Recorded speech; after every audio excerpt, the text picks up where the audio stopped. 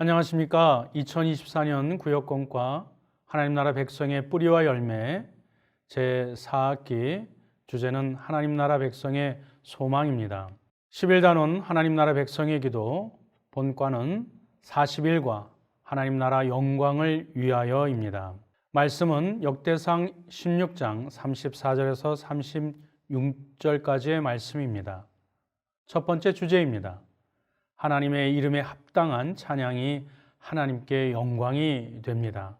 다윗은 하나님의 이름을 부르며 그가 행하신 일에 감사 찬양을 올려드립니다. 하나님의 이름은 스스로 있는 자입니다. 즉 초월자여 창조주이신 하나님을 높이는 것은 그분에 대한 적절한 예우요 하나님을 하나님으로 인정하는 것이기에 하나님께 영광이 됩니다. 나의 성공과 출세, 어떤 명예에 입각한 하나님께 감사의 내용으로 영광을 올려드리는 것도 있지만 무엇보다도 그분을 나의 하나님으로, 나의 아버지로, 창조주로, 구원자로, 조물주로 그 하나님을 온전히 우리가 찬양을 드릴 때 하나님은 가장 기뻐하시고 가장 큰 영광을 받으십니다. 두 번째 주제입니다. 하나님에 대한 속성에 대한 찬양이 하나님께 영광이 됩니다. 우리가 잘 알고 있는 것처럼 하나님의 공유적 속성과 비공유적 속성을 우리는 신학적으로 압니다.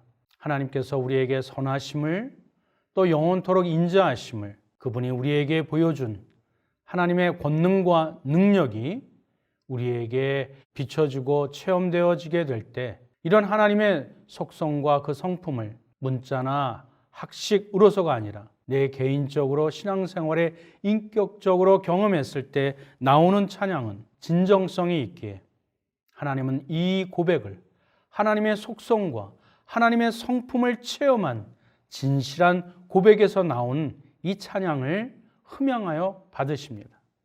이것이 하나님의 나라와 하나님께 바르고 또 올바른 영광이 되는 것입니다. 세 번째는 하나님의 구원에 대한 감사가 하나님께 영광이 됩니다. 다윗은 구원의 하나님께 감사하며 주의 영광이 드높여지기를 찬양하였습니다. 인간은 자신을 구원할 지혜와 능력이 없습니다. 오히려 자신의 지식과 경험과 또 물질을 더 사용하면 사용할수록 우리의 추함과 죄악이 극명하게 드러날 뿐이지요.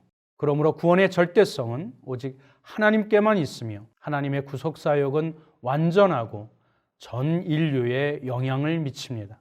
이 구원사역은 하나님의 독생자 예수 그리스도의 십자가로 완성되기에 그 광대하고 영원한 구원의 역사를 깨달은 자는 절대자 하나님께 무릎을 꿇을 수밖에 없으며 더욱 겸손하게 하나님께 순종하며 더 큰 영광을 올리게 되는 것입니다. 공과 진행 말씀은 역대상 16장 34절부터 36절까지, 암송할 말씀은 역대상 16장 36절 여호와 이스라엘 하나님을 영원부터 영원까지 송축할지로다 하매 모든 백성이 아멘하고 여호와를 찬양하였더라. 오늘 공과의 요점은 하나님 나라 백성은 하나님이 우리의 기도를 들으실 것을 확신하며 영광을 돌린다입니다. 본문 이해를 돕는 내용을 살펴보겠습니다. 본문은 여호와께 칭송, NIV 성경에서는 청원이라고 번역되어 있습니다. 그리고 감사, 찬양이라는 시편의 대표적 세 가지 형태를 취하고 있습니다. 즉 무엇을 위해 청원하고 또 감사하고 찬양하는지를 분명히 그 내용들을 함께 포함하여 밝혀주고 있습니다. 한마디로 우리를 구원하신 하나님과 하나님 나라의 영광을 찬양하는 것입니다. 이것은 웨스터민스터 소요리 문답의 마지막 문답인 107문항에서 주기도문의 마지막 구절에 대해 논의한 것과 일치합니다. 모든 나라와 권세와 영광은 오직 하나님께 집중되어야 한다는 것이 다윗이 드린 기도의 결론이요 우리 그리스도인들 신앙의 결론이 되는 것입니다. 이제 말씀 속으로 세 가지 문항을 살펴보겠습니다. 첫 번째, 그럼 주기도문의 결론은 무엇일까요? 모든 나라와 권세와 영광이 하나님 아버지께 영원히 있다는 것입니다. 주기도문의 결론은 우리가 드리는 기도의 목적과 핵심, 그 결과가 무엇인지 또렷이 말해주고 있습니다. 즉 기도를 통해 하나님께 용기를 얻고 하나님 나라와 권사와 영광을 그분께 돌리며 우리의 소원에 응답하실 것을 확신하는 증거로서 아멘을 말하도록 가르칩니다. 예수님이 먼저 그의 나라와 그의 의를 구하라고 하신 것도 같은 맥락인 것입니다. 하나님 중심 신앙이 우리 개혁 신앙의 시작이며 끝이고 뿌리이자 열매인 것을 우리가 분명히 기억해야 될 줄 믿습니다. 두 번째 문항입니다. 본문의 다윗의 찬양과 예수님의 주기도문에서 성도는 무엇으로 화답합니까?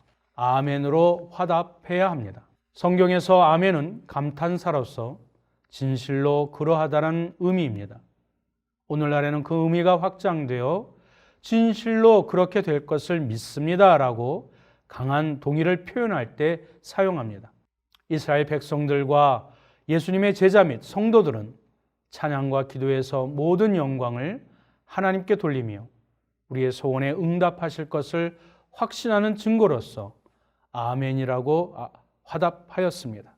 이것이 주님께 드리는 기도를 신앙으로 마무리하는 마지막 마무리 단어, 결어가 되었습니다. 세 번째 문항입니다. 다윗이 구원에 대해 오직 하나님께만 감사와 찬양으로 영광을 돌리는 이유는 무엇입니까? 인간의 모든 문제와 그 구원은 하나님의 절대 주권에 달려있기 때문에 그렇습니다. 다윗은 왕이었지만 자신이 힘이 있고 권력이 있고 물질도 있었지만 우리 인간의 인생과 나라의 모든 문제에서 오직 완전한 구원은 오직 하나님께 있음을 믿음으로 고백하며 하나님을 찬양합니다. 그러므로 우리 개혁주의 신앙에서 하나님의 절대성은 하나님의 구속, 그 모든 사역의 전 영역에 미칩니다. 하나님만이 우리의 구주이십니다. 또한 우리는 하나님의 나라와 권사와 영광을 하나님께만 돌림으로써 오직 하나님으로부터 용기와 소망을 얻게 됩니다. 아울러 하나님의 절대성은 예배와 우리 삶의 전반적 문제에서도 뚜렷해집니다. 묵상 이야기입니다. 영광이란 단어는 이 시대에 아주 흔하게 쓰입니다. 월드컵 최종 엔트리에 이름을 올린 축구 선수는 최종 선발의 영광이라는 말을 쓰고 영화 배우는 존경하는 감독님과 작품을 하게 되어 영광이라는 표현도 하곤 합니다. 한때 수출 실적이 좋았던 무역회사도 과거의 영광을 되찾고 싶다고 말합니다. 그러나 같은 사랑이라도 신적 사랑인 아가페와 육체적 사랑인 에로스가 구별되듯이 영광은 예배와 예배 예전에 사용되는 종교적인 언어이며 본질적으로 우리의 창조주요 구원자이신 하나님께만 부합되는 단어인 것입니다. 영원하시고 완전하신 그분 안에서만 참된 영광이 오직 빛을 발하기 때문인 것입니다.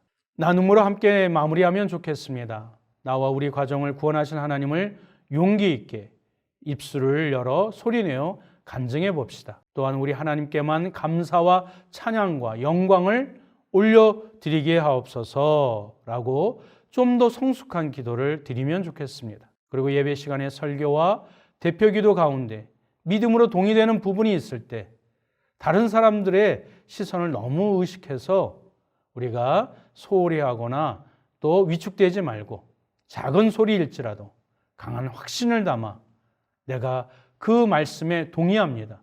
저도 그렇게 되기를 간절히 원합니다. 라고 아멘으로 화답하는 영적 습관이 우리 모두에게 있기를 간절히 소망합니다. 주기도문이나 대표기도로 폐회하고 우리에게 구원해 주신 그 하나님께 온전한 영광을 올려드리는 우리 모든 성도들이 되시길 간절히 소망합니다. 감사합니다.